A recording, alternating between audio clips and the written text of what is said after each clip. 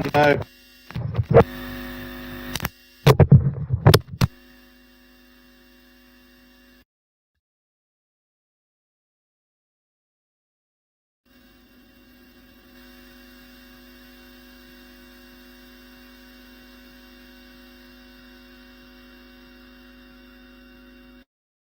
Well, my entire mic has decided to pack up literally as I went live.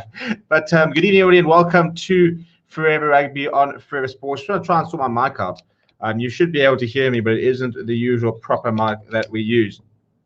So apologies if it doesn't sound particularly good at the moment. Let me try and sort this out. I think we should be able to sort it out very quickly. Should still be working. Let me know if it's not. I think we should be working.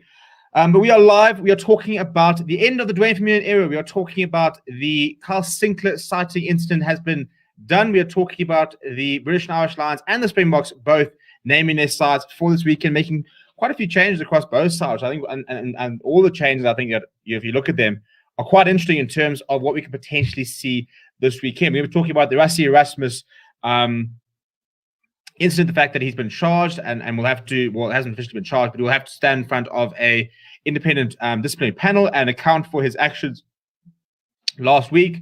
So we've actually got quite a lot to talk about, stuff like that. So let's not get in the chat and stuff like that. Let me know where you're watching from. Let me know what you think of the team for this weekend and stuff like that. And I'm going to put a poll in the comments. I'm just trying to remember what I was trying to put in earlier when it wasn't working.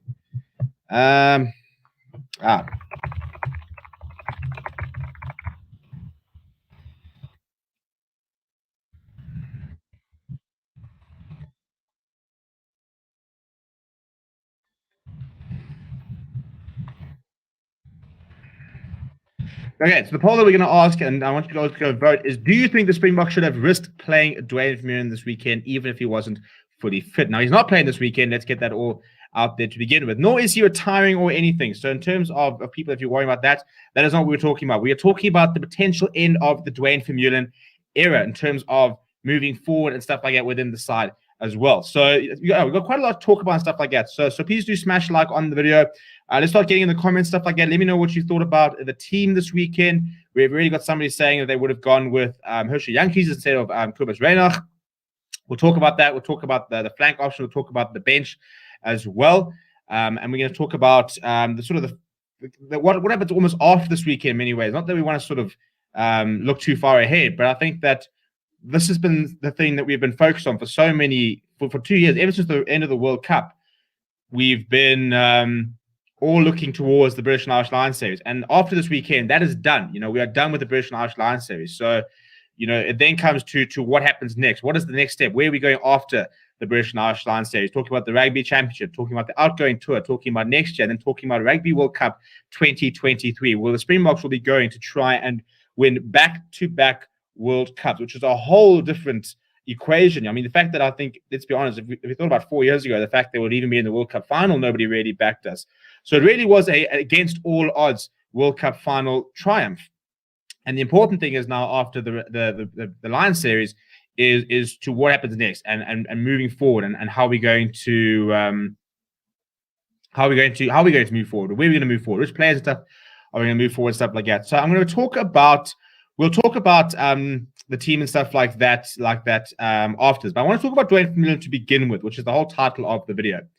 So I see that people are saying, Vian Jacobs saying France Day, Jesse Creel deserves to play. Jesse will never get this opportunity again. Scholar says, bigger picture with Duane not playing. Tier van den Berg says, feel like Lord, Eben and Mostel are going to have to play for the full 80s for our lineout's sake. I would not play. Duane says, Hilton, Faf is a huge loss. His defensive reads have saved us so many times. Agreed. And then Vic says, we can't be selecting players because this is their last chance. That's about putting the best team forward to win. So it says, hey, Stephen, Jesse, I think they were not right to play. I think they were right not to play Duane this Saturday, but we're right to bring him in because I really believe he makes a huge difference being there, help the youngies. And I think that's probably the school of thought that I currently sort of subscribe to. So we'll talk about the selections and the games and the lineup and stuff now. But I want to talk about Duane Vermeulen. So on Sunday, we were live and we were talking about Duane Vermeulen coming into the squad. And we were saying that we were quite surprised that he was in the squad because Jake White was saying that he's not fit. And he was going to be a couple of weeks away from being fit. And so on the back of that, seeing him in the squad was quite surprising. And then some people were saying that it was a bit of gamesmanship. Jake knew that he was actually fit, and then he probably could have played for Bulls on the Friday, but he chose not to. And it's a bit of an ace up the sleeves and stuff like that. But it wasn't. At the end of the day, it wasn't. Duane Vermeulen was not ready to play this weekend, and as a result, is not part of the lineup, which I think is the right move. I said on Sunday, that I wouldn't play Duane Vermeulen. I don't think that he hasn't had any game time. He's, the last time he played was before the Rainbow Cup final back in June. And Alun Jones, missed 3 weeks with a shoulder injury. Duane Vermeulen has missed basically more than a month with an ankle injury, which I think is, for me, probably a much harder thing to try and come back into, and stuff like that. So I think that they were right not to play him this weekend. I think it would have been a massive risk. And the last thing we could have, worried about is the fact that in the final third test, the all-important third test, the final this weekend, imagine him coming off after 10 minutes, or something similar. It would have been too big of a risk. At least Alun Jones, if he hadn't made it through the first test, they could have said, right, well, we tried for the first test. We've got 2 more. We can sort of put it right. But to take that sort of risk, especially after losing 2 major players with injury in the final test, I don't think it would have been a good idea. But now that it's the end of the Lion series, I want to start looking long-term, and let's start looking ahead. And what I was asking on the group of the couple of the presenters and stuff like that today is, how long do we continue playing Duane Vermeulen as our number 1 8th man? How long do we wait until we start looking at who is going to replace Duane Vermeulen? He's currently 35 years old, turned 35 in July, which means that in the 2023 World Cup, Duane Vermeulen will be 37 years old. Now, he has pretty much said, if my body's fine, why can't I still play? Why can't I still be playing? Why can't I still play the next World Cup? And I think that if we're being brutally honest, 37 is quite old. And I'm the last person that talks that wants to sort of bring age into it, and says you shouldn't be playing because you're too old and stuff like that. I was a big advocate of Alun Jones coming back. So I said, just because he's 35 now, and even then people are talking about, should he be playing and stuff like that. So Duane Vermeulen will be 37. Now, obviously, Schalk Brits is 38 at the World Cup in 2019, but very importantly, was not first choice. He was very much third choice hooker, was there for his experience, played a very important role from a sort of a player welfare and sort of, working with the team and stuff like that, making sure that the bench and the players who weren't necessarily involved were busy. And he kind of sort of ran that sort of department, but he wasn't a starter and he wasn't, within the top 3 players.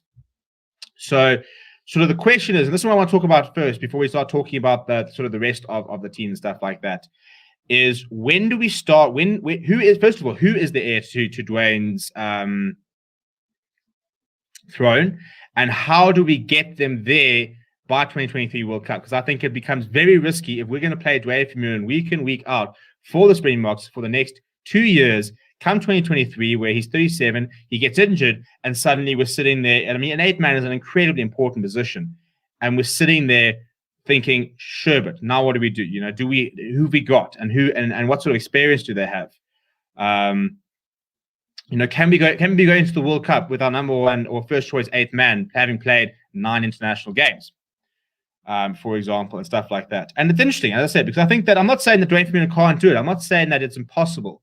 I'm not saying that we shouldn't sort of back him, but that's why I want to ask the question. At what sort of point do we sit there thinking, when do we make that call? Are we making the call this year or next year and saying we're going to back you for the World Cup, you'll be fine? Or if we do make the call where you think we need to bring somebody else in, how do we do that?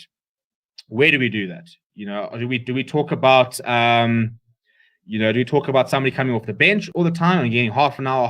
It's always the same person coming on, always at 8th man, and Duane Vermeulen can mentor them. Are we talking about Duane playing, one game and the other guy playing a game and stuff like that? How do we sort of bring new players in and stuff like that? So, and I think this is a good point made by Dorian when he says, I reckon age today is different from years ago with medics, fitness regime starts, etc. I 100% agree, and I think, let's be honest, the fact that Morné Steyn is going to play this weekend at 37 wouldn't have happened 10 years ago. I mean, you remember how young Jacques was when he stepped down. We've had players leaving at, 31 or 30 and stuff like that. So it is a whole new era in terms of players being able to play longer. But I think a very good point here is being made by, I think it was, where was it? Yeah, Vic over here, who says, I always worry about the players' health when they play such a brutal position like an eighth man at a senior age. And I think that is a very, very important point. I think somebody like Morné Steyn can probably get away with playing at flower half at 37 years old. And think about the type of player Dwayne is. Dwayne is going to be expected to be making 8 to 9 to 10 carries plus in a game. Same time expected to make, 10 plus tackles. He's supposed to be good at the breakdown. He's such an all-round player and so busy. Can he manage that workload at 37? Will his fitness stuff be out? Will he be fast enough to be able to get around the park and stuff like that? There are those sort of those questions we have to talk about. So in terms of replacements, I think there are quite a lot of players coming through at eighth man. I think we talked about the fact on Sunday that if we look at our unions, for example, you've got Franco Horn at the Lions, 22 years old. Pepsi Buthelezi at the Sharks, 22 years old. Evan Ruiz at Western Province, I think he's 23, or he could also be 23. Evan Ruiz is 21. Sorry, he's even younger. So Evan Ruiz, 21 years old. And at the moment, we've got Albert Lowe playing at the Bulls at eighth man, and he's 21 years old. So we've got lots of young options at eighth man. Then you've got a Jasper Wiese, who is, I think he's 24, if I'm not mistaken. 25. So 25, 2026 this year. So he's kind of moving into his prime. He'll kind of be in his prime years in the next World Cup. And then you've got Kwagga Smith, who's a very different option, and I think lots of people don't like it. He's 28. So he'll be 30 in 2 years' time. That's fine. But we then sort of, and then you got somebody you got an option like a Marcel Coetzee, for example. I think there's somebody like Joanna Augustus, for example. I think is someone who has becoming probably needs to be looked at and stuff as well. But I do think personally, my gut is that we need to start looking at the future. And my gut is we need, we are, and if it's a case of, if we know who it's going to be, then we need to start backing him. But I also think that we don't really know who it's going to be. I think at the moment, Jasper Wiese and Kwagga Smith have got the run in, but we've got other players who are sort of stepping up. And I think it is quite early to be bringing in somebody like Evan Ruiz in. I think it's his first sort of big season. He's 21 years old. It's kind of his breakout season. I think, but I mean, it's been breakout season for a lot of them. Franco Horn, Pepsi Buthelezi, it's all their sort of breakout season. So we kind of have to see how they go in the United Rugby Championship, personally, for me, in terms of before we decide who comes in. Albert Lowe has probably been one of the more sort of formed players, but I mean, even then, he hasn't actually really been playing as an eighth man until very, very recently. So how, where, and when Dwayne goes back to the Bulls, how does he sort of shape up? So in terms of some comments, stuff like that, there's a lot coming through, so I won't be able to read all of them.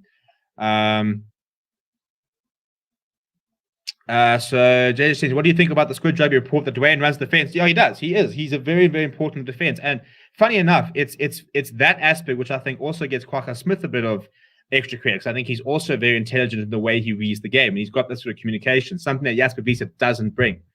And this is what some people sort of don't always see, is that when you look at a Kwagga Smith and you look at Jasper Wiese, to the naked eye, what are you seeing? Small person versus big person, somebody that can get over the gain line, somebody who's more physical versus somebody who's smaller, might not necessarily get over the gain line, not the most physical person. But what do they bring that this person doesn't bring? And I think that Kwagga Smith's, at the moment, his soft skills, his reading of the game is what sort of gives him, in my opinion, probably gives him the edge over Jasper Wiese. So I think he's got the physical traits to become, an international number 8, but he needs to get better with his soft skills. At his breakdown work or his defensive reading and his, just small things like, dropping the ball off kickoff. You can't afford to do that. We know that Dwayne Vermeulen is somebody who wouldn't do that. And we are asking for one of the biggest, it's one of the biggest, most demanding things ever to say, to replace Dwayne Vermeulen.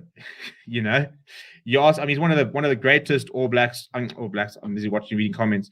He's one of the greatest Springboks that we've ever had. And despite him only playing, I think he's played 50 tests on the dot. I think it was 50 tests in the World Cup final.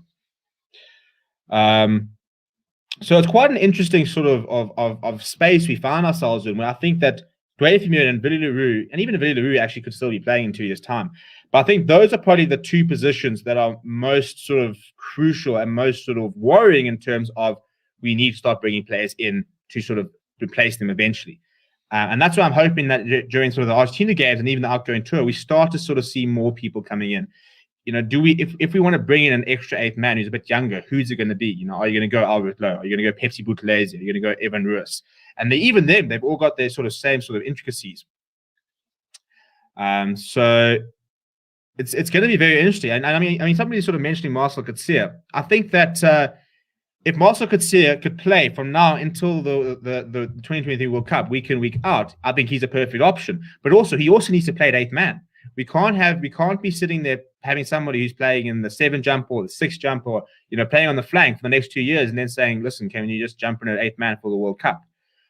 So I think that it's going to be quite interesting to sort of see, and I can understand why Marcel Coetzee wasn't part of the British and Irish Lions series, because he hasn't played. He hasn't been playing enough. He has been very injury prone. He came down here, he had COVID issues, which I couldn't play.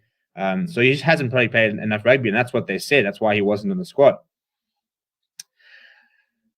So just going through some of the comments. So Dwayne will coach the youngsters. Yeah, so I think that could be an interesting role. But then also, if you want Dwayne to fulfill that role, I think it's a very good idea. If you want to then say we're going to keep Dwayne around in the squad as a sort of as a reserve or bench or replacement option because of experience, and he can nurture the next generation, I'm all for that. I think that's a great idea. But then we need to make that decision. We need to commit to it. We can't just be, he'll play and he'll nurture them while the other guys aren't playing, and then he can just sort of step away and they can play, because it doesn't work like that. So Angus here saying that Dwayne will be a mentor off the bench given the big match temperament required in this final game. Beast was out of his depth. He has 30 good minutes in him that could be crucial. We're talking about this weekend. We're not going to have any Dwayne Vermeulen this weekend. He's not playing. But Squidge says Waka was targeted in the first test too small.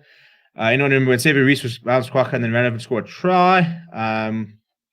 What do you think with the Sharks forward Inoche's back? I mean, that's another one. That's somebody else. Sika was Inoche, who I think would probably have been in the squad ahead of Dan du Preez had he not been injured. So, that's somebody else who is very much on the radar. As I said, somebody like Jean Augustus is for me sort of made so much sense as a Dwayne Vermeulen replacement, just in terms of the sheer size and of the man. Very, very good ball carrier, very physical on defense. Not in the best of forms at the moment. Hasn't really sort of stepped up from under 20. But if you watch Jean Augustus at under 20s, we all thought that, hang on, this is going to be somebody that's going to be a Springbok one day. And I think him going over to the Premiership will probably be quite a good move for him. So the whole title of the video is talking about the fact that, is this the end of the Dwayne Vermeulen era? What do we sort of move forward now? I mean, as I say, I think it's quite an interesting situation where we have to start making this pretty big decisions over the sort of the next 12 months, because we can't be sitting next year at the end of your tour going, we might have Dwayne, we might not have Dwayne. We need to start making that sort of decision. If you're going to back him, then you must back him. That's perfect. You can go after him. But if you're not going to back Dwayne Vermeulen to play in the next World Cup, we then need to start looking at bringing in new players and stuff like that. So we won't see Dwayne Vermeulen this weekend. We will see him in the Rugby Championship. I've got no doubt about that. I think he probably starts against New Zealand and stuff like that. But I think that after the Rugby Championship, you then have to start asking the question, because the next time we play for a trophy, where it's obviously every test match is important, but let's not pretend that the end of their tour games against Wales is as important as playing against the All Blacks to win a Rugby Championship next season. So those are sort of the only games. And the incoming tour against Wales next year as well is another opportunity to start bringing in other players, stuff like that. And we've started doing the process. We have started the process with other positions, having Apelele Fassi in the squad, having now Johan Kobola in the squad, Fez Mbata being part of the squad, Snell Nahamba, Jaden Hendrickson, Wandisile Similane, Yao Penke. We've had lots of players, young players, who are part of the squad. So we are sort of building a bit of a succession plan. But, it then becomes to sort of what stage is when does the succession plan actually be put in place?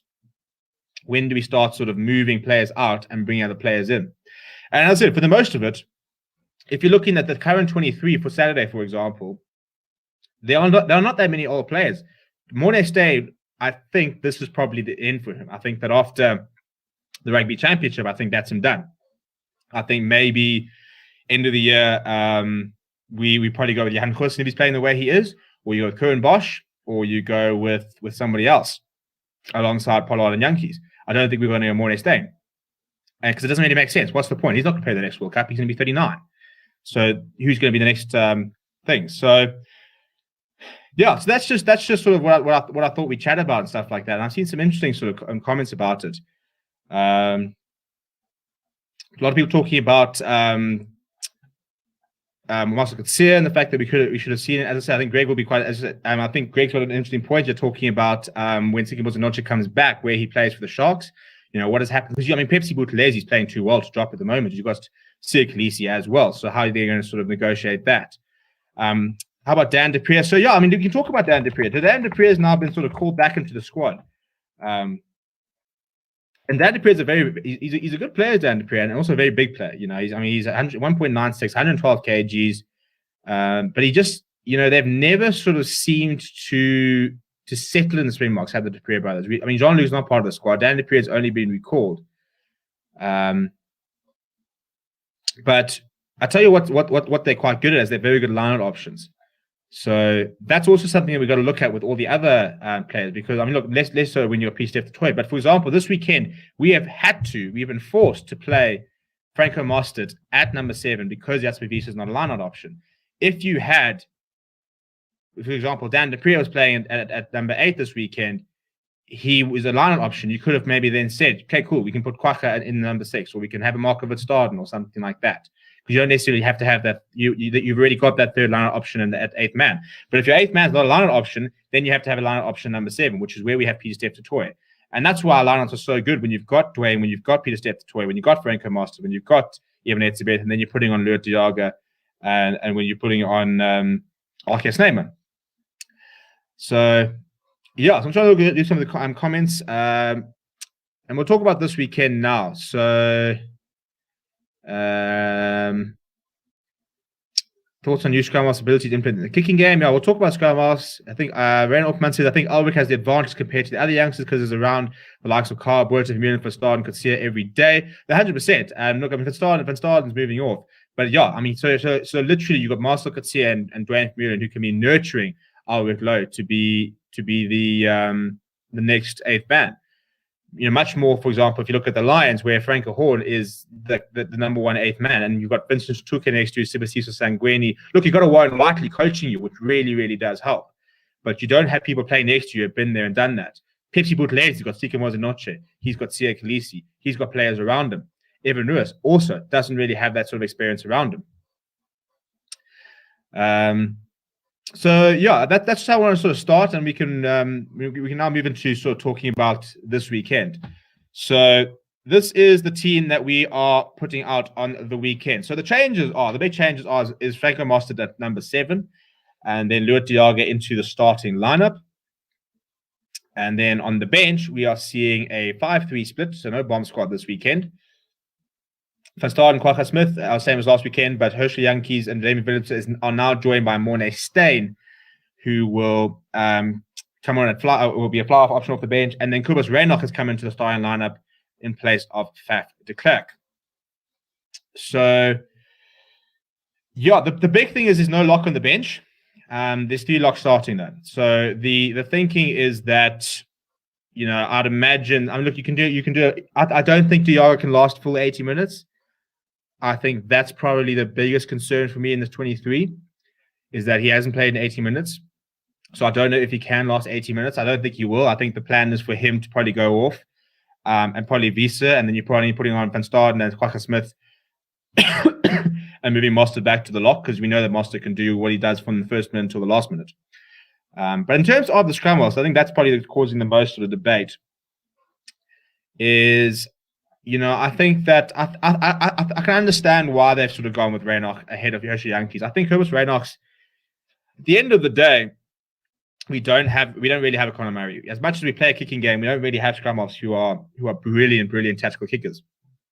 Faf de Klerk is not a phenomenal tactical kicker. He really had to add that to his game. He had to learn quite a lot. And even people saying now that he's not very good at his tactical kicking. So we've gone with Kubas Reinach, who I think is a very nice player. Quite a decent all-round game, probably more of an all-round game than Herschel. He's been in some fantastic form in and across Europe for the last couple of seasons, and sort of a lot of people were quite surprised that he hasn't been involved yet. But he will get a start this weekend, and a lot rides on him. I think it's the right call. I think that Herschel Jantjies is such a good player to come off onto the field off the bench. I think there are certain players who can start. They definitely can start.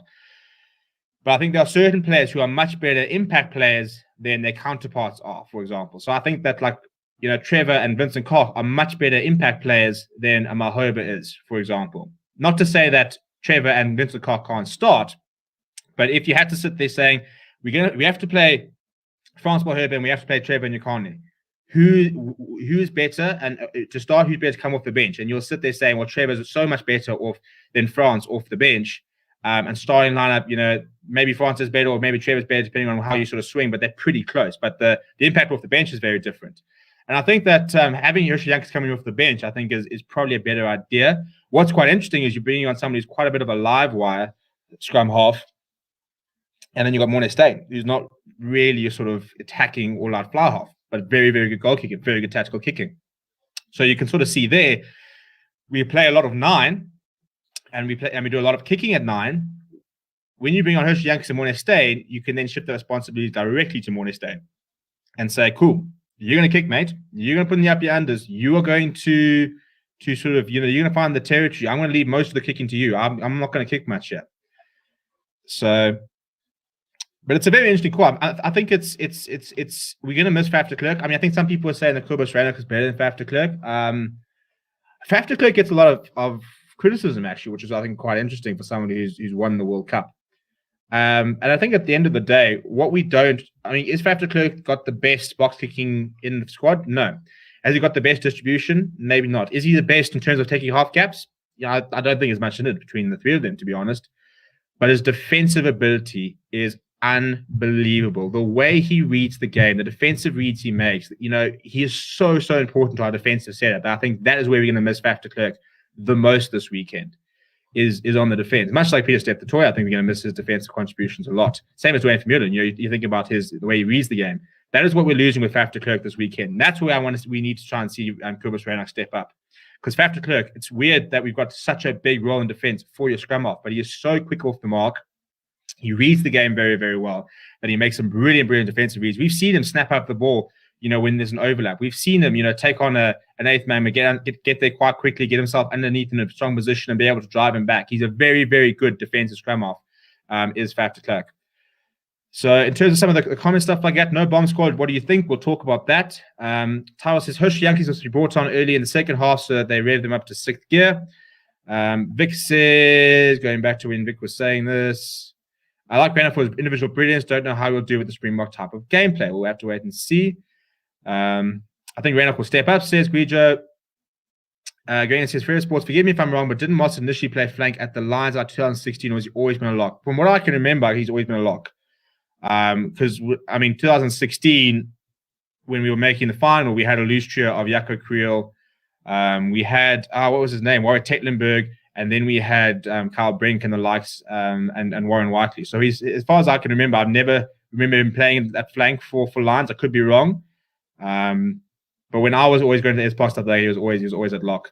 But I think I'm not worried about Franco Moss. I think he's got everything that Pieter-Steph du Toit has, but a bit smaller.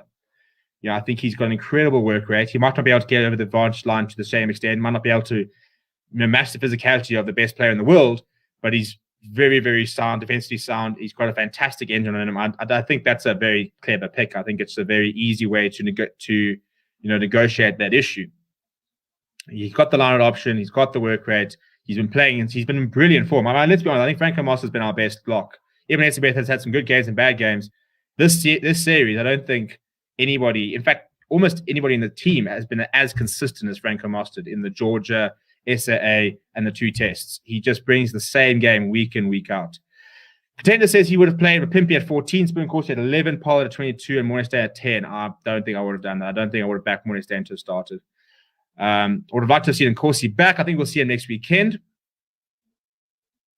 James Cheryl says Colby very quiet last test, other than almost getting a red. Yeah, well, I think it's funny. Lots of people sort of been saying maybe a bit like the World Cup final, where this weekend we might suddenly start throwing the ball around. I'll be a bit surprised because I think when you start throwing the ball around, when you inject pace into the game, you've got to be fit. And I'm not convinced that we are fit enough, and that's why. And Warren Gatland talked about it in his conference today,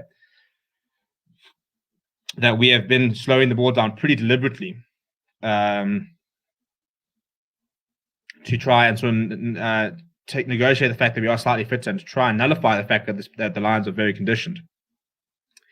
When the Baby Box won the World Cup, Malherbe came off the bench, changed the game against New Zealand. Jacques Nienaber is doing a Steve Hansen vibes of putting a lock at flank. Scott Barrett for New Zealand, Master for SA. Well, Peter Steph Toy was a lock as well. I think Andre is a much better option over Mornay, 100%. Colby's battle, but he has class. Bring Ruan Pienaar back. He played so bad on tour and missing every single kick, so he was replaced with Mornay Stadium. If it wasn't for Mornay Stadium, we could have lost that tour. Now I want Ruan Pienaar. Look, he's playing very good rugby at the Cheetahs at the moment. So unfortunate about Pure Gianti. Agreed. So let's talk about the bomb squad. I think there's a couple of comments about that. I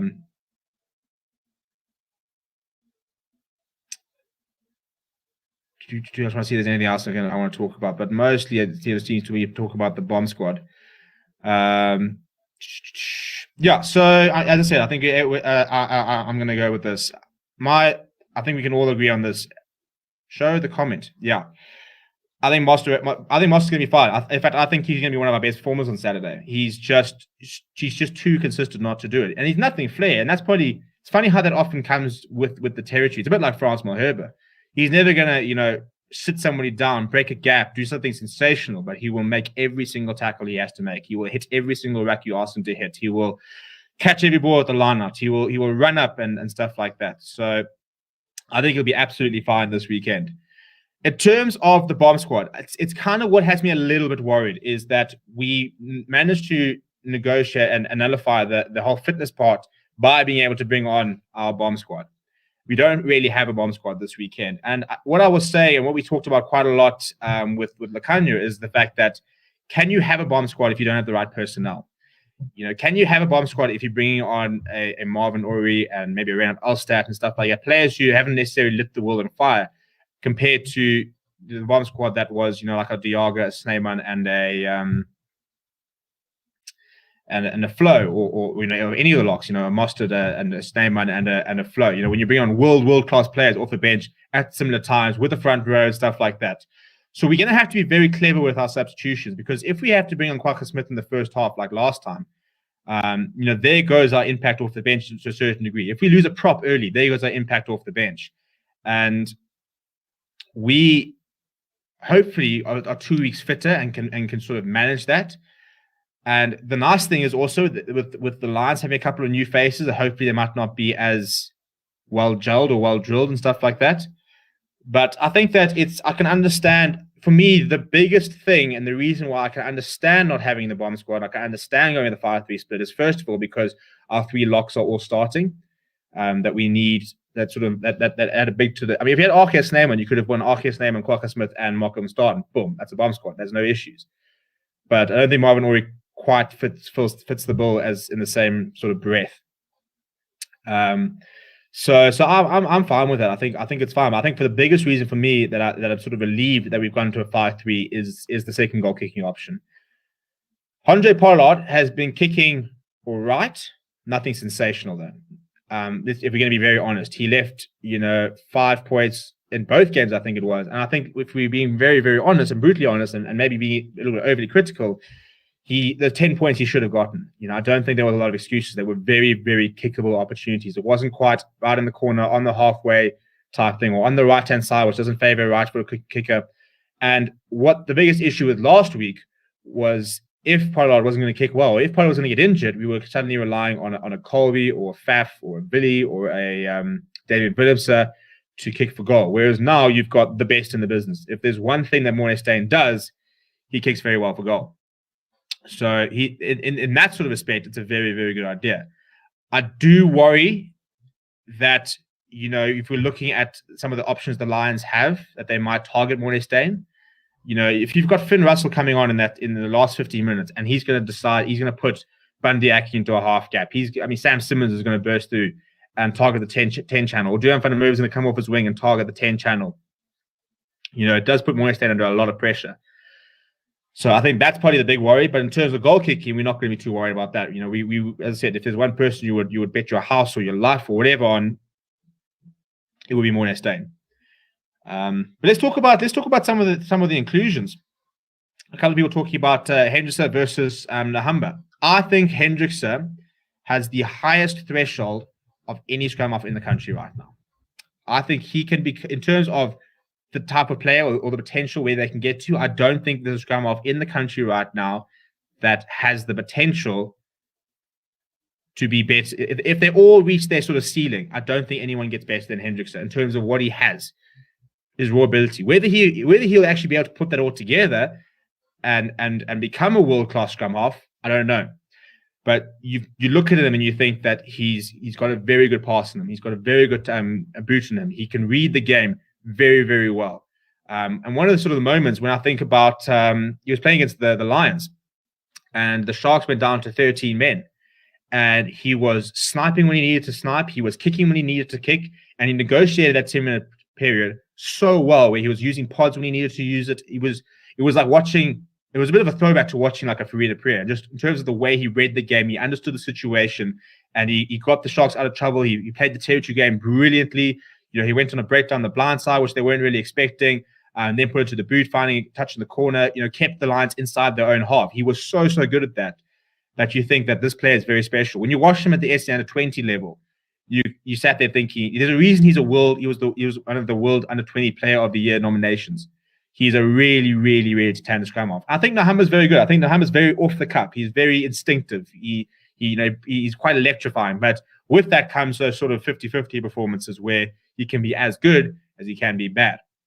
So I would have had Hendrickse ahead of Nahamba to begin with. I think a lot of people can probably agree with that. I'm very glad that Hendrickse in the squad. I think he's definitely a future block. I think his brother is as well. So the sooner we can get players into the system, and he's not going to play this weekend. He probably won't play next weekend. He might not even get capped this year. But the fact of the matter is he will spend 3 or 4 weeks around the setup learning from World Cup winners and learning a system that has won a World Cup. And from that, it's the experience is invaluable. Guido said, I'll go Hendrickse. Just watched the Sharks. If you watch the Sharks versus Greeks game, Jaden came off the bench and made a big impact. 100% agree. Greg reminded me of how good the Lions were. Cheers, mate. Now I'm crying. Mark should start again. I'm not too worried about Marks or Bongi. I think that they're so close. I think Marks is so good off the bench. That's a really nice problem to have. Groen says Box can't play the traditional 6-2 bomb squad against Gatland. He had too much time to prepare against this. England made this repetitive mistake in the World Cup. Was easy to rush as part of the strategy. Well, to be fair, the bomb squad worked last weekend. Trevor, Vincent, Marks, Lewitt, they were all brilliant off the bench last weekend and made a massive impact. Literally, we emptied the bench and then won the final 20 minutes. So I think it did work to a certain degree. But I think that I don't think it's had quite the same impact that it had during the World Cup, because part of the World Cup is you kind of go into the World Cup with this is what we're going to do. And then we should have, and so it was difficult to adapt at the time. But as you said, Warren Gatland has since spent 2 years going, right, how do I nullify the bomb squad impact? What do I do to make sure that they don't have that impact? Lions Rugby is a sad state at the moment. Don't even go there. Zach Berger is mini. I really like Zach Berger. I think he's a very nice player as well. Herschel Jackson, be careful. Henderson might sneak in ahead of him in the box setup. Who remembers Rudy Page, Ross Cornier, Francois Hougaard from Coetzee times? I think Rudy Page is somebody that really frustrated me, because I thought that he actually had the chance to do quite a lot. I think Ambrose Pierre is a very good player. I think that the more that he gets to play at the Bulls, I think he could also be sort of pushing himself back into box selection. I really, really like Ambrose Pierre. I'd love to see him at the Sigma lines and playing week in, week out. I think that it'd be interesting to sort of see if it's going to be Zach Berger or if it's going to be him when he comes back. You're talking about next weekend. Who's playing? Next weekend, Springboks versus Argentina. We start the Rugby Championship next weekend.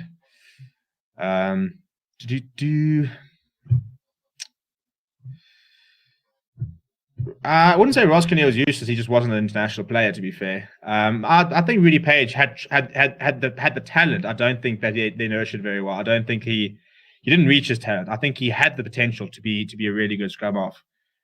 Once again, I think he had everything in his. See, the problem is that it's one thing to have the talent. It's one thing to have the tools, but it's whether you can actually use them.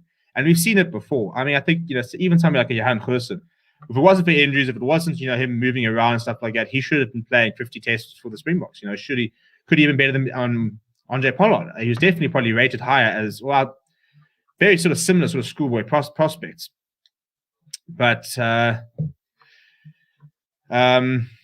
think I saw a couple of talks about Grobelaar. He's just in the form of his life, isn't he? And a really nice position to be in, that we've got Joseph Dweba, we've got Malcolm Marx, we've got Bongi Manambi, and then suddenly we've got Johan Grobelaar, who's just putting his hand up. We've had Fez Mbatha, who, I think in the last couple of months probably hasn't played his best rugby, but I was really impressed with him in the Super Rugby Unlocked and the Currie Cup at the beginning of the year. So I think hooker's quite a safe position for a couple of unions. I think Andre Hugo Venter, watch out for him, the Western Province hooker, son of Andre Venter, very, very good prospect as well. Philip de Klerk says Ray Grobelaar big time, definitely reminds me of a young Schalk Brits. Greg M says, what do you think? Who do you think will win the rugby championship? I would say the All Blacks are favourites, but they haven't really been tested properly this year. I 100% agree. I think that I think that it's between us and them, one would have to imagine. I think that the fact that Australia really struggled against the second string French side kind of talks a lot about Australian rugby. And Argentina are always a difficult one. They're a side which are capable of producing like not to say life changing, but like once in a lifetime performances. That when they went last year and beat the All Blacks in New Zealand, Argentina can do that, but they're also the type of side that could lose to I wouldn't say Japan, because Japan's beaten quite a few sides, but they could lose to it, like you lose to a Fiji or a Tonga if they just decide not to pitch up on the day. So I think it's obviously between us and the All Blacks. It's difficult to know exactly where the All Blacks are.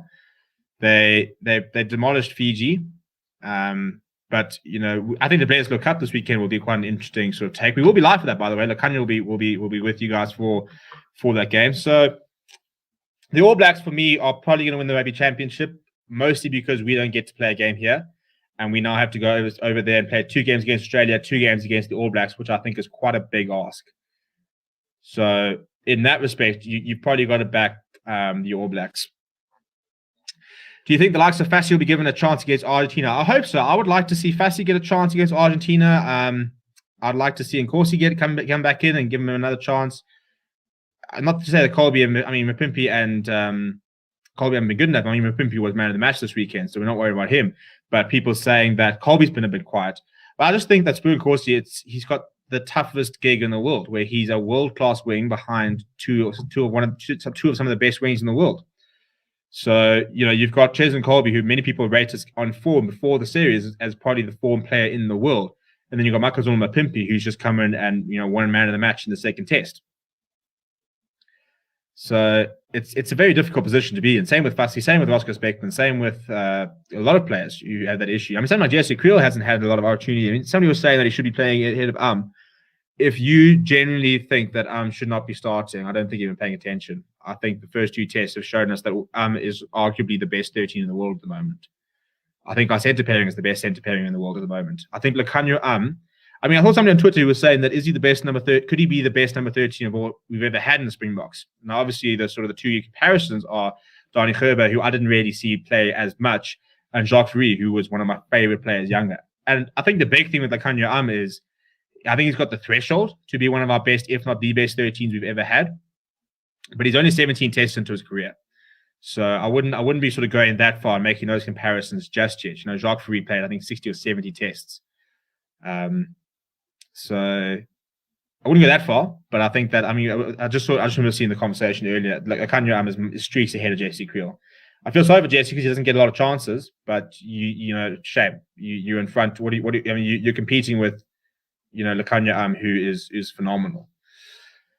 Don't know whether it's been discussed yet. If so, please ignore. But going into the end of your tour, will we see Buthelezi or Ruiz in the box to have even just as squad members? Yeah, we discussed it briefly. We're talking about, Albert Lowe or Pepsi or Ruiz or a couple of options and whether we'll see them in the box to soon. I think we will start seeing some of them, or one of them probably. The question is sort of when. I'm hoping for the end of the tour. I wonder where Lambie will be if he's still playing. Tristan Yates needs to go to 7s. I've got his 2 small 15s, 100%. Is Bosch finished? I think he needs to move. Yeah, I think I agree with this whole he needs to move away. Because I think that Curran Bosch was an unbelievably good schoolboy talent. And I think that he's kind of stuck in a rut. And you know what the sad thing about Bosch is? I thought that he was arguably the best 10 in the competition in Super Rugby Unlocked a year ago. A little under a year ago. He was really, really good in the Super Rugby Unlocked.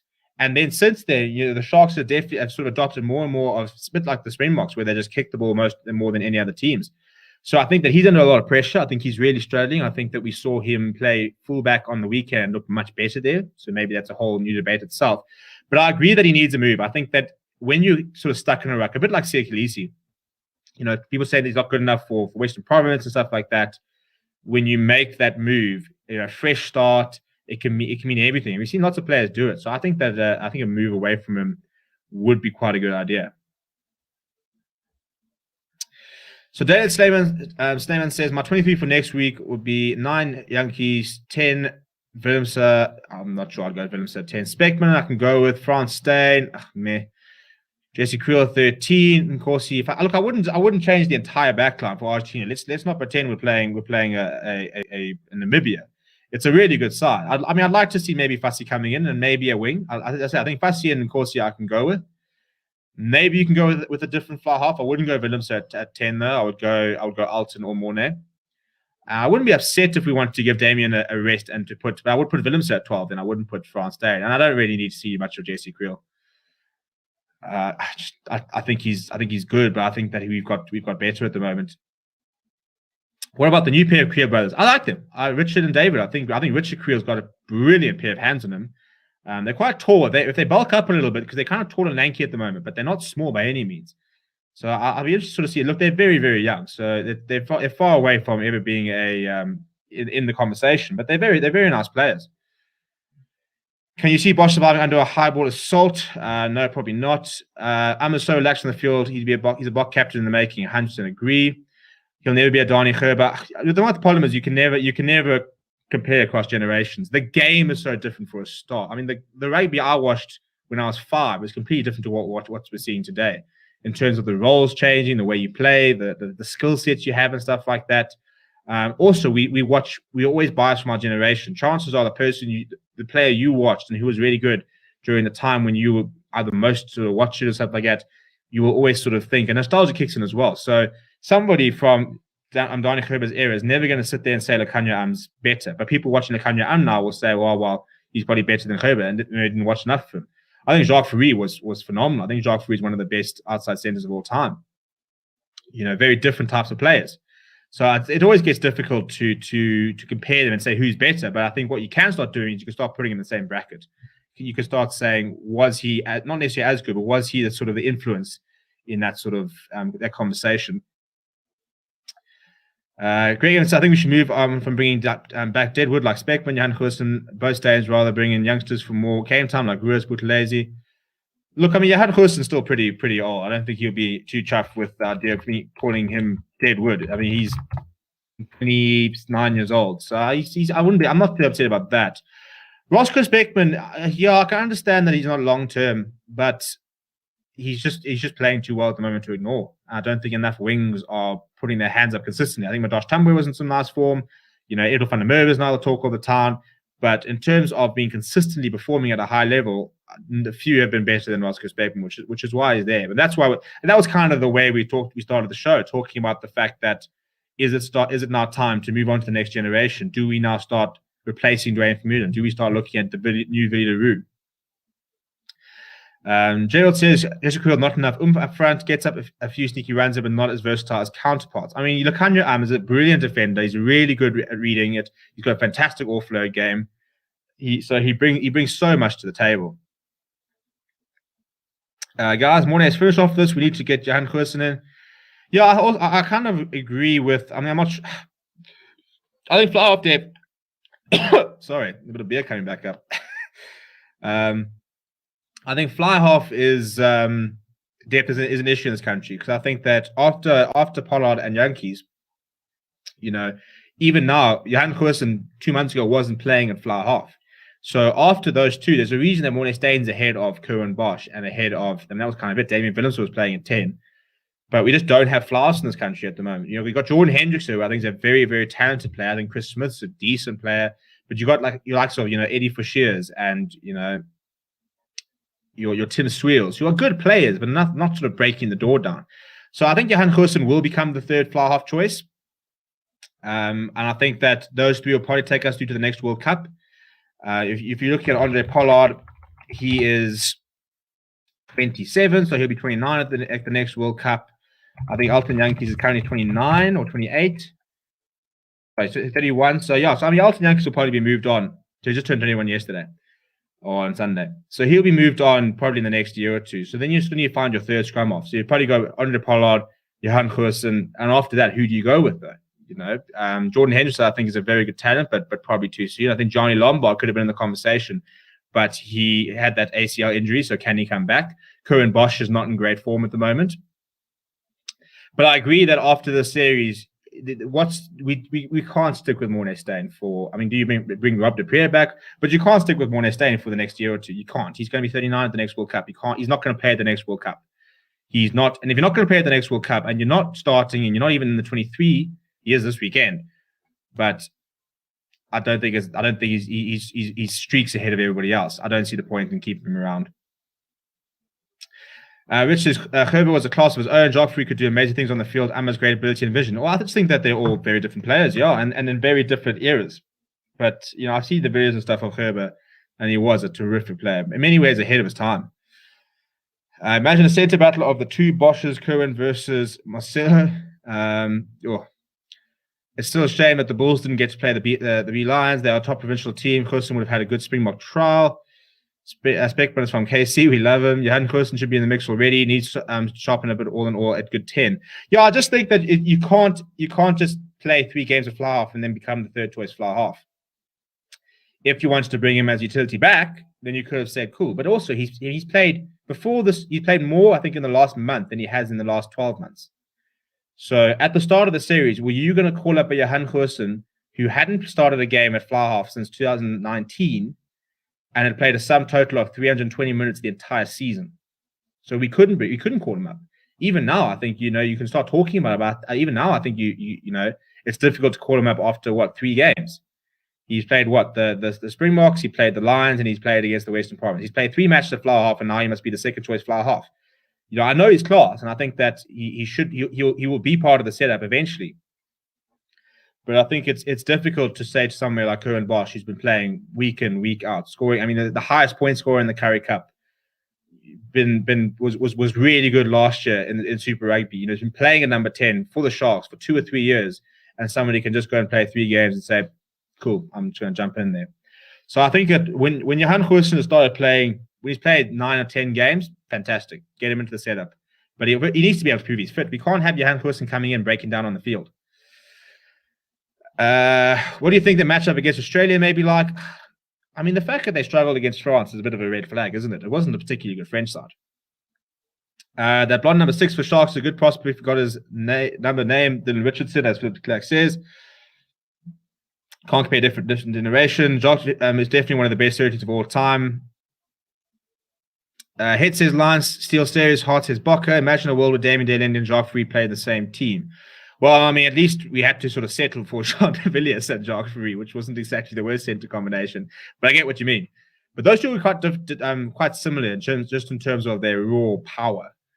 They need to settle in him, Dylan Richardson, quickly, and they're playing him at hooker from time to time. I think he needs to sort of settle down in a position. What about Nstuka Mchunu, the young Sharks prop from Maritzburg? Would he be a forward version of Jordan?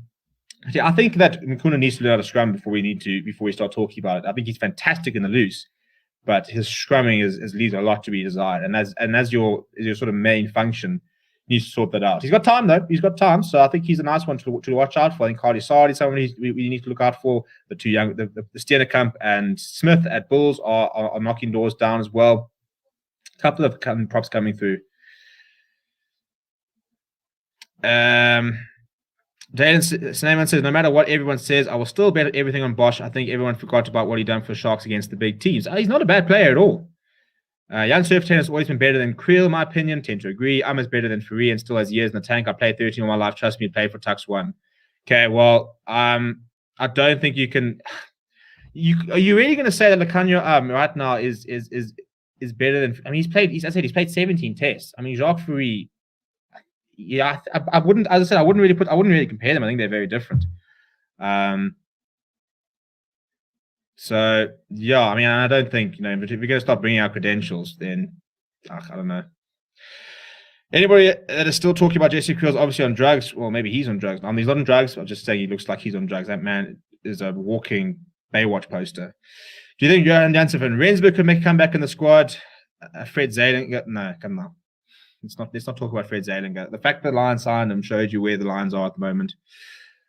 Why Yankees is above Mornay? I know he puts in good games sometimes, but damn, Mornay still levels above in my opinion. Well, one's 37, the other one's 31. So who are you going to back long term here?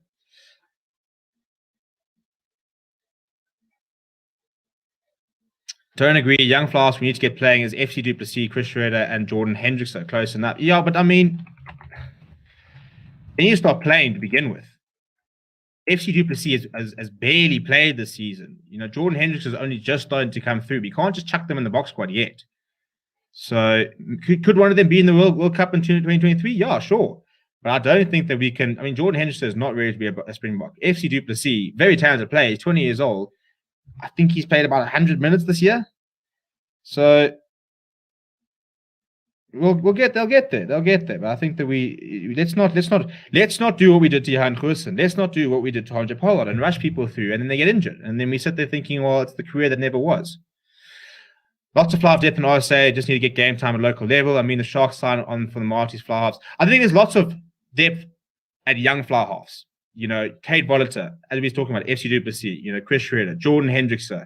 I think there's lots and lots of depth at junior level, but we're talking about very young. What I'm saying is I don't think we've got a lot of depth of people sort of aged 22 to sort of 28 after Pollard, Mornay, Alton, Bosch. Tim Sweel. Then we're starting talking about Tim Sweel. Then we're talking about Chris Smith. Then we're talking about Monty Liebach, he hasn't played. And then you're talking about Lionel Cornea. So I think we've kind of got a bit of a missing middle. That there's a lot of talent, but as I said, you can't. Jordan Hendricks, for me, looks like he will be a Springbok one day. I think he will, but he's also just turned 20 years old, and you can see even in the Lions, you can see that there's a world-class player in there, but he's far away from playing Test match rugby yet. Alton Yankees go back to the Lions. He walks into the starting lineup ahead of Jordan Hendricks completely. Fourie didn't start his career at centre. Some players from previous generations could compete easily today, Gerber being the prime example. Kay Volta will also be a strong prospect when he comes back. What do you mean the end of the Vermeulen era? Just go back to the beginning. We're talking about the future and whether we back him for the World Cup and stuff like that. I still read Ron Combrink. Very keen to see how he does at the Bulls. Mornay stayed at Rugby World Cup 2023 SA version of Take How Much. We can't be having 39 at the World Cup, eh? Even Scott Brits was 38. Yeah, so it'll be nice to see Ryan Janssen and Rensburg back in the mix. A bit of SAC versus KC. People, let's not be trivial here. I had to deal with that for 6 years.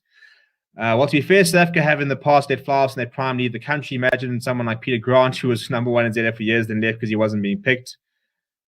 Box need to consider Tyron Green in the box shirt soon before England cap him. 100% agree on that. We'd also want to see Warwick Halant come back. I'm hoping we might see him start this weekend. Ain't this a great channel? So many great SA players to discuss. We've been going for an hour. We're going for years and years and years. We also need new depth at 15. Villiers the guy, but it's fading. SA Rugby needs to nurse Fassi to replace him. Well, I mean, you could have Willemse at 15, depending on what he wants to do. You can have Warwick Halant at 15. You've got Apelele Fassi, Tyron Green. Apparently, you want to see some Milad. He might be selling it. I don't think he'll go to 15, but he played quite well there for the Lions in the last couple of games.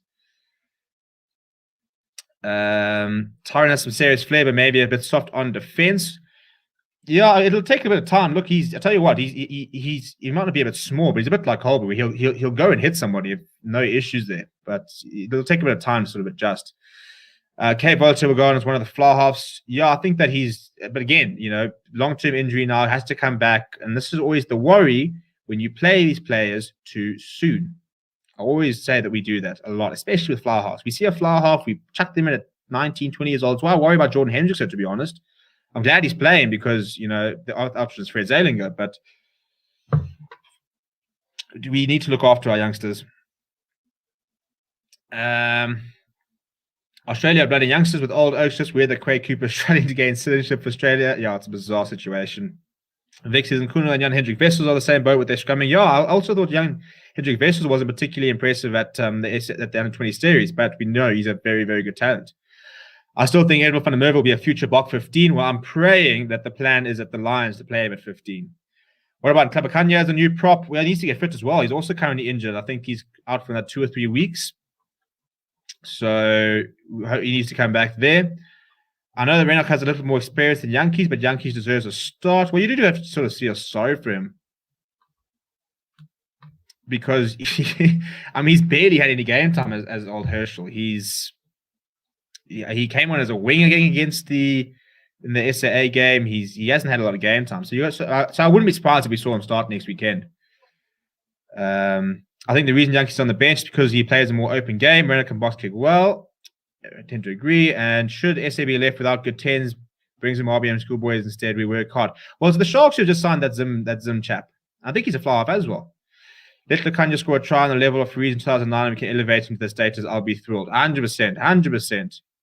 Why am I still here? I still have my homework. Get in the bin, Mia Khalifa. Jay Henderson needs to grow. Should sign him off to the Sharks and bring Bosch to the Lions. No. You're talking about Jordan. No. We need to send Jaden to the Lions and partner with his brother. That's what you mean, I think. We've talked about the end of the Million era. Tim Sewell got absolutely manhandled in the Bulls game. Yeah, I didn't have a good time. Pity because he actually started playing quite nice rugby in the last couple of months. I think Colby should move to 15 so he can have more space to work with. It is definitely an option. I miss Jan Surfertain, such a good 12. Opinion on Cornel Hendricks and Ulrich Lowe. Well, look, Cornel Hendricks, I think, as well, is one of those people that you have to sort of think in form. He probably should be there. He's 33 years old. So I would have had him as part of this squad now. I actually personally probably would have felt more comfortable as an inside center seeing him there than France Day. Not for his boot, but just as a number 12. But moving forward at 33 is no point. Can we just take a moment to remember the Lions series over in a couple of days? I know it's heartbreaking, and this was our big thing when we started the channel and stuff. All we said was the Lions tour, and then it's gonna be done in a couple of weeks. Thankfully, we've got Rugby Championship to get us through. Sir Peterson at 15. I wouldn't say for the box, but I am enjoying what he's doing at the Storms. He was very, very good against the British and Irish Lions. Spacito Domini says, still not convinced with Rena's passing game. Too many times I've seen our guys pick balls from their feet from his pass, scared that he won't be able to set the platform to gain momentum. I hope I'm wrong. I also hope you're wrong. We lack depth in the lock department. The coaches didn't risk playing Ori for Saturday. That's saying a lot.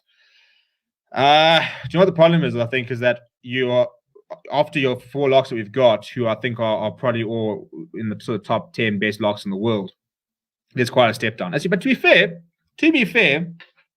there are lots of good locks out there. We still got the likes, and if you think of overseas, the likes of a Jenkins, a Stefan Levis, there are some good locks out there. We haven't really seen much of Nicholas Janssen van Rensburg. To be honest, I think we're all just very happy to finally watch the Bok Test rugby. It's been far too long and few and far between. Cheers, fellas, smash and beers and enjoy. 100%. What is the latest on the P-Way? There's still not much. The last time we saw is that he was appealing his case. He was trying to get a feedback from the Court of Arbitration and Sport where he can appeal, and if he can appeal, then they can get his ban down to 2 years, for example. He can start playing tomorrow. I'm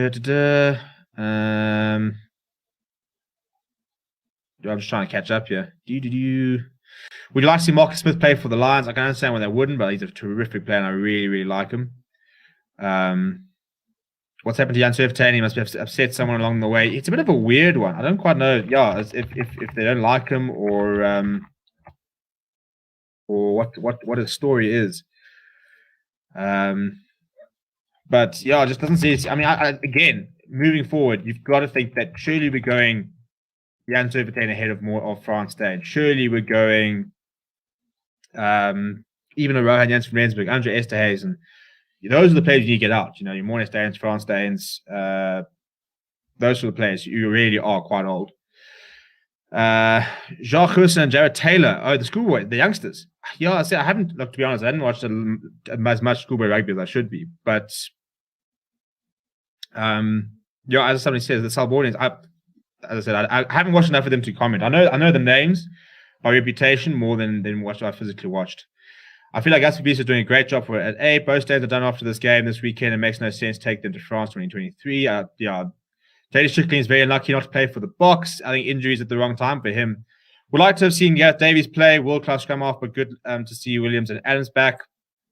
Yeah, I don't think Ali Price would have been... I think if you had said 3 months ago, Ali Price is going to start 2 of the test, people would have laughed at you, but he's just been too good. I mean, the government could have let at least 5K spectators for the last game of the series. They probably could have done more.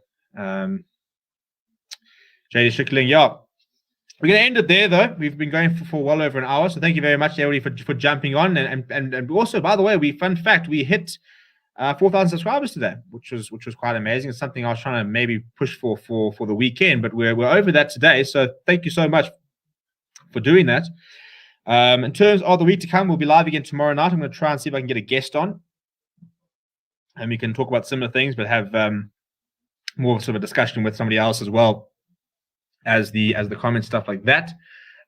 We won't be live on Thursday at this stage unless I can unless Kanyo and stuff can do that. But we will be live on Friday as well as Saturday. Finn Russell should have been starting this weekend. If there's anyone that can crack Boks defense, yeah, 100%. Do you think there's a chance that Deontay make a comeback for the Boks? I would love to see it, if I'm being very, very honest. He's quite a divisive story, Deontay. I don't think. Look, we know that he did dope. I don't think he sat there shooting himself full of steroids to try and be better. Well, I mean, he was the World Breakthrough Player of the Year. He didn't need to get better. I think he did it to try and get back quickly. So I think if he comes back, can you imagine your outside backs are Apelele Fassi, Cheslin Colby, Apiwe Deontay, Spirin Corsi, Makazole Mapimpi. I mean, disgustingly good. Well done on the channel. Yeah, thank you very much. So we'll see. The next one after 4K is 5K. So let's sort of see what we can do this weekend. But thank you very much to everybody for jumping on. We'll be live again tomorrow night, and we'll be live again this weekend. Smash a like on the video, subscribe to the channel as well, and I'll chat to you guys all very soon.